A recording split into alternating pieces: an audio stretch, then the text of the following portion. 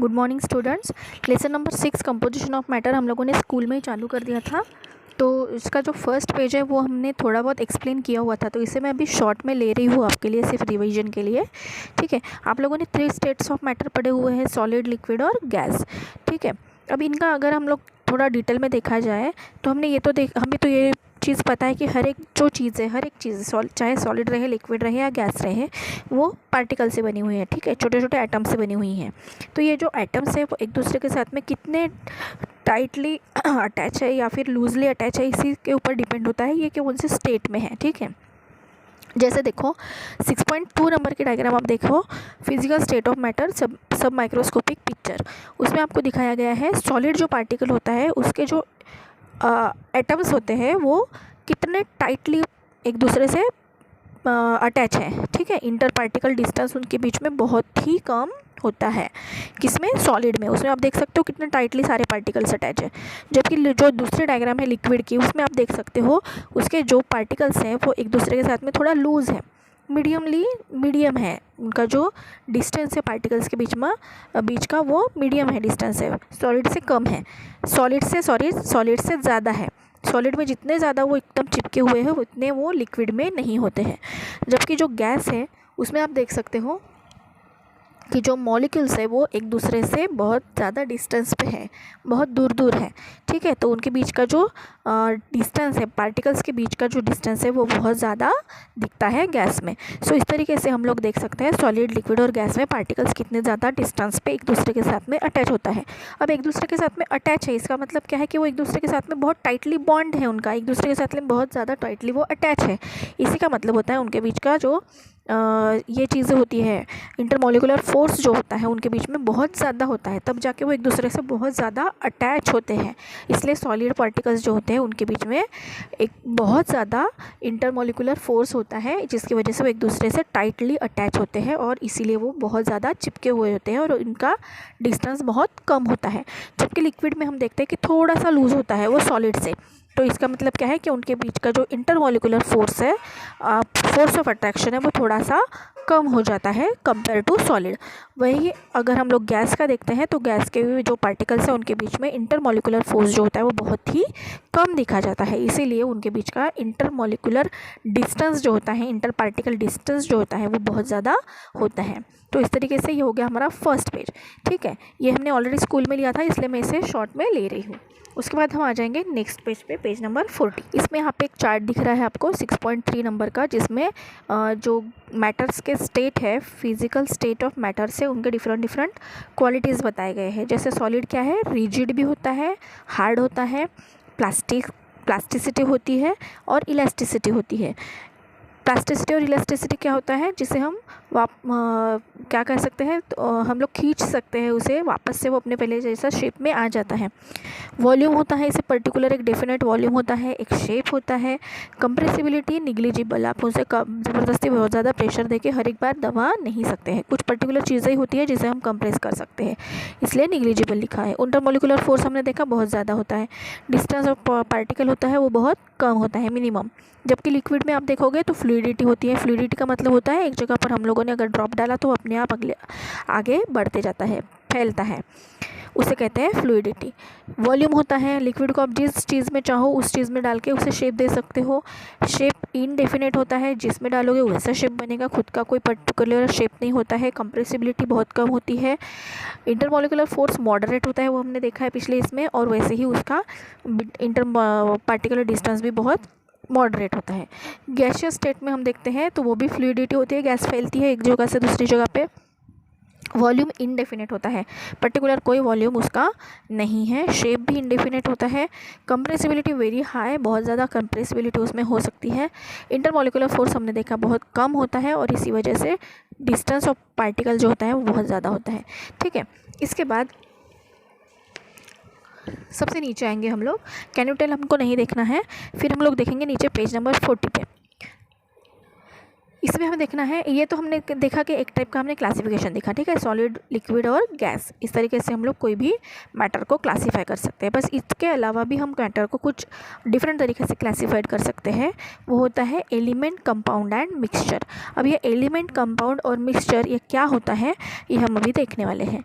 ठीक है, So see the second paragraph. Okay, first paragraph we'll see the we have seen in previous standard the matter is classified into three types: element, compound and mixture. By considering whether the smallest particle of matter are similar or different and what are they made of. All the smallest particle, that is atom or molecule, is an element or a compound are alike. However, the smallest particle in a mixture are of two or more types. The smallest particle of an element contains identical atoms. जो element होता है उसमें सारे के सारे atoms identical होते हैं, same to same होते हैं, जैसे कि N2 O2 मतलब 2 ऑक्सीजन 2 नाइट्रोजन, इस तरीके के. For example each molecule of oxygen contains 2 oxygen atom in bonded state. The smallest particle of a compound are form by the joining 2 or more types of atoms to each other. For example, each molecule of water contains 2 hydrogen atom joined to 1 atom of hydrogen. इसका मतलब होता है कि 2 या 2 से ज़्यादा different atoms या same and different atoms भी हो सकते हैं उसमें. तो ऐसे मॉलिक्यूल अगर एक दूसरे को अटैच होते हैं तो कंपाउंड तैयार होता है, जैसे कि वाटर का दिया है H2O, यानी कि 2 हाइड्रोजन और 1 ऑक्सीजन. ऐसे 3 different atoms, hydrogen same to same है 2 और एक डिफरेंट है ऑक्सीजन. तो ऐसे 3 अलग एटम मिलके क्या बना रहा है, एक कंपाउंड तैयार कर रहा है वाटर का. Okay, the smallest particle of mixture are atoms और molecules of 2 or more elements और कंपाउंड्स. जो मिक्सचर होता है, ये मिक्सचर होता है, मतलब मिक्सचर में जो समझता है हमको मिश्रण, है ना. मिश्रण हम किसे बोलते हैं, 2 या 2 से ज़्यादा चीज़ें जब एक दूसरे के साथ मिक्स हो जाती है तो उसे कहते हैं mixture. For example main constituent molecules of the mixture namely air are nitrogen, oxygen, argon, water, carbon dioxide. Similarly अगर हम लोग एयर का एग्जांपल लेते हैं तो एयर में हमें पता है बहुत सारी डिफरेंट गैसेस है, जैसे कि नाइट्रोजन है, ऑक्सीजन है, आर्गॉन है, वाटर है, वाटर वेपर्स होते हैं और कार्बन डाइऑक्साइड होता है. तो ये सारे मिक्सचर मिला के बनता है एयर. तो एयर क्या कहलाएगा, एक मिक्सचर कहलाएगा. Similarly the mixture of brass contains atoms of copper and zinc, while bronze contains the atoms of elements and copper and elements of copper and tin. ठीक है, तो ये एलिमेंट मिक्सचर में क्या है, डिफरेंट कंपाउंड या फिर एलिमेंट मिलके मिक्सचर बनता है. कंपाउंड क्या है, 2 डिफरेंट एटम्स से मिलके बनता है, और एलिमेंट क्या है, 2 सिमिलर एटम से मिलके एलिमेंट बनता है. राइट. सो यही वाला आपको 6.4 नंबर की जो डायग्राम है उसमें दिया गया है. आप देखिए वो जो 6.4 नंबर के जो एलिमेंट, कंपाउंड और मिक्सचर 3 टाइप के आपको कॉलम दिए गए हैं. ये जनरली क्वेश्चन आंसर में आता है पेपर में और इसका डिफरेंस पूछा जाता है, तो आपको ये अच्छे से रीड एंड राइट करना है. ओके. सी एलिमेंट जो आपको एग्जांपल दिए हैं, पहले नाइट्रोजन और ऑक्सीजन, उसके बाद आपको फर्स्ट उसकी डेफिनेशन दिया है. Constituent substance of element is only one and it is that element itself, यानी कि वो खुद ही अपना एलिमेंट जो है वो उस एलिमेंट जो है, जो एटम है वो खुद ही उस एलिमेंट का कॉन्स्टिट्यूएंट होता है. ऑल द एटम्स और molecules of a element are alike. ये भी एक डेफिनेशन है कि सारे के सारे एटम कैसे रहेंगे, खुद के ही जैसे रहेंगे, यानी कि N2 है तो 2 ही नाइट्रोजन, O2 यानी कि 2 ऑक्सीजन. इस तरीके से हम लोगों को सेम टू सेम एटम्स मिलेंगे जो एक दूसरे के साथ में बॉन्ड हुए हैं. All the atoms in a molecule of element are alike and are joined to each other by chemical bond. उनके बीच में केमिकल बॉन्ड तैयार होता है.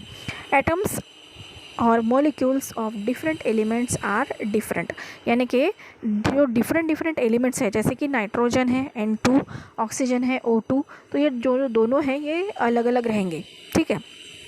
उसके बाद देखते हैं कंपाउंड का एग्जांपल आपको दिया है NO2 और NO. उसके बाद देखिए उसके बारे में नीचे डिफ्रेंशिएट किया गया है.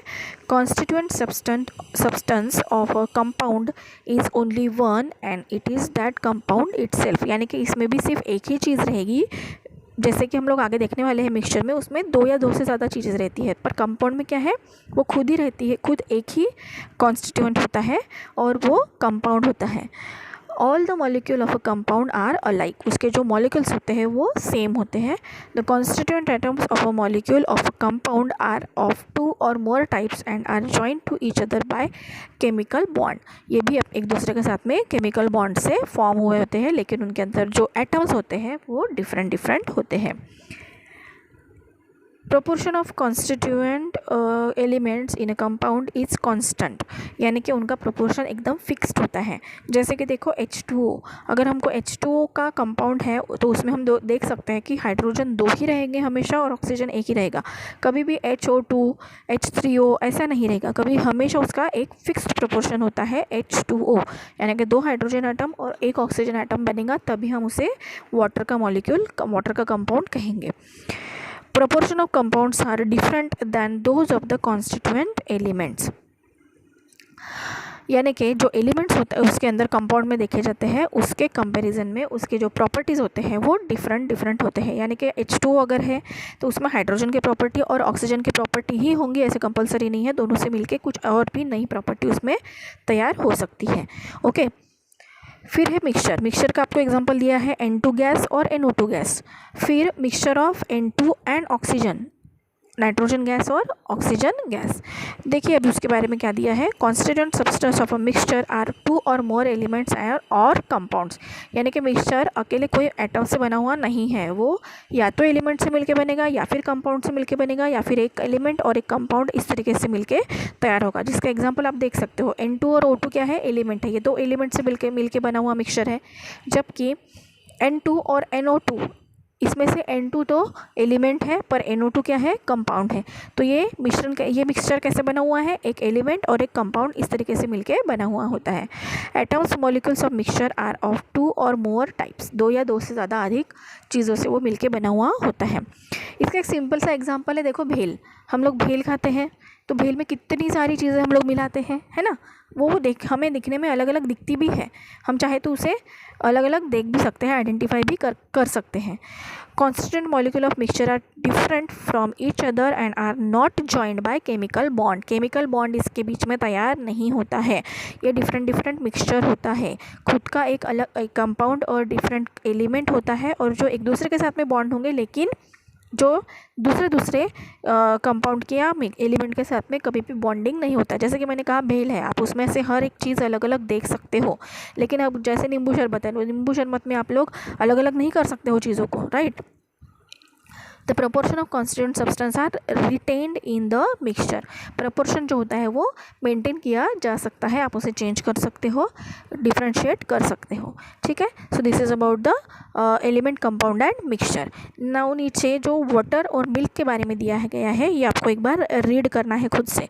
Okay, water as a compound और mixture, milk as a mixture, इसके ऊपर जनरली क्वेश्चन आता है, ये आपको रीड करके रखना है। Okay, water a compound, pure water is compound form by chemical combination of elements hydrogen and oxygen. हमें पता है H2O है उसका मॉलिक्यूलर फॉर्मूला, इसलिए उसमें हाइड्रोजन और ऑक्सीजन ऐसे 2 एलिमेंट है। वाटर में भी the source of water, the proportion of its constituent element oxygen and hydrogen by weight is always 8:1, उसका हमेशा एक मॉलिक्यूलर फार्मूला डिसाइडेड होता है 8:1, यानी कि 8 हाइड्रोजन और 1 oxygen. Hydrogen is an inflammable gas while oxygen gas supports combustion. Hydrogen कैसा है, कभी भी इनफ्लेमेबल है, मतलब वो कभी भी जल नहीं सकता है, जबकि ऑक्सीजन कैसा है, जलने के लिए मदद करता है। जबकि दोनों को अगर मिलाते हैं तो वाटर तैयार होता है, and this gaseous element hydrogen and oxygen is a liquid. जबकि हाइड्रोजन गैस है और ऑक्सीजन भी गैस है, दोनों को मिलाते हैं तो क्या तैयार होता है, लिक्विड तैयार होता है। It is neither inflammable nor does it support for the combustion, ये कभी भी इनफ्लेमेबल भी नहीं है, यानी कि जिस तरीके से हाइड्रोजन गैस इनफ्लेमेबल है मतलब वो जलती है, और ऑक्सीजन जो है वो जलने के लिए मदद करता है। जब हम दोनों को मिला के वाटर तैयार करते हैं तो ये ना ही इनफ्लेमेबल है और ना ही जलने के लिए मदद करता है। On the contrary it helps to extinguish fire, जबकि ये आग बुझाने के लिए मदद करता है। सो इस तरीके से हम लोग देख सकते हैं कि कंपाउंड में जो अलग अलग चीज़ें हैं, जैसे कि हाइड्रोजन और ऑक्सीजन, इनकी खुद की अलग प्रॉपर्टी है, लेकिन जब हम दोनों को कंबाइन करते हैं तो इनकी प्रॉपर्टीज़ चेंज हो जाती है पूरी तरीके से। ऐसे ही अभी देखो मिल्क के बारे में। Milk is a mixture of water, lactose, fats, protein and few more natural substances. The proportion of various ingredients of milk is different as per its source, यानी कि जो सारी चीज़ें दूध में होती है लेकिन प्रोपोर्शन अलग अलग हो सकता है कि वो कहाँ से मिल रहा है। The proportion of fats in cow milk is 3 to 5%, while it is 6 to 9% in buffalo milk, यानी कि बफेलो को मिल्क में फ़ैट ज़्यादा होता है। The ingredient water is naturally present in large proportion in the milk. हम सभी को पता है दूध में ऑलरेडी पानी मिक्स होता है। Therefore milk exist in a liquid state. The sweetness of milk is due to the ingredient called lactose. Lactose ये क्या है, एक शुगर का फॉर्म है। In other word the proportion of constituent substances are retained in milk. यानी कि mixture के लिए आप पर्टिकुलर ये नहीं बोल सकते कि जैसे हम लोग वाटर का बोला कि उसका प्रपोर्शन 8:1 फिक्स रहेगा कहीं पर भी जाओगे तो भी, तो मिक्सचर का वैसा नहीं होता है। उसका प्रपोर्शन रिटेन कर सकते हैं हम लोग कि वो कहाँ से मिल रहा है, इसमें इस तरीके से वो डिफरेंट प्रपोर्शन थोड़ा सा उसमें चेंज हो सकता है। सो ये दोनों चीज़ें आप अच्छे से करके रखिएगा, इसी ऊपर जनरली क्वेश्चन आता है। ओके, सो यहाँ तक हमारा ये ख़त्म हो गया है। जो दूसरा आगे का टॉपिक है वो आपको मैं नेक्स्ट वीडियो में सेंड करती हूँ।